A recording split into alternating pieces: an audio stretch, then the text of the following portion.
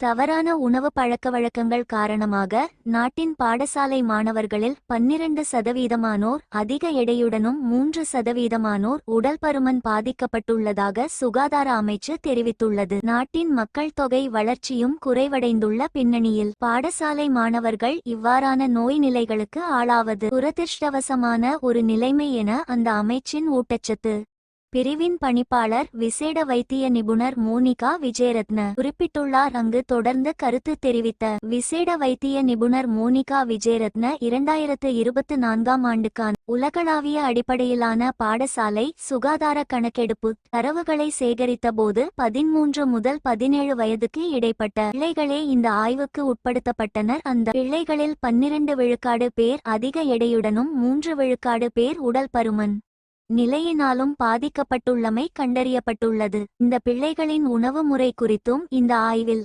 ஆராயப்பட்டது. பாடசாலை மாணவர்களில் 17.4% பேர் தினமும் கார்பனேற்றப்பட்ட பானங்களை குடிப்பதற்கு பழகியுள்ளனர். அதே நேரம் 28.5% பேர் அதிக உப்புள்ள உணவுகளையும், 29% பிள்ளைகள் அதிக எண்ணெய்த்தன்மை கொண்ட உணவுகளையும், 41% பிள்ளைகள் அதிக சர்க்கரை கொண்ட உணவுகளையும் தினமும் ஒருமுறையாவது அல்லது அதற்கு மேற்பட்ட தடவைகள் உட்கொள்வதற்கு பழகியுள்ளனர். தற்போதுள்ள தரவுகளின்படி நமது மக்கள் தொகை வளர்ச்சி வேகம் மிகவும் குறைந்த மட்டத்தில் உள்ளது. 1.9 ஆக இருந்த மக்கள் தொகை வளர்ச்சி வேகம் 1.3 ஆக வீழ்ச்சியடைந்துள்ளதாகவும் அவர் தெரிவித்தார்.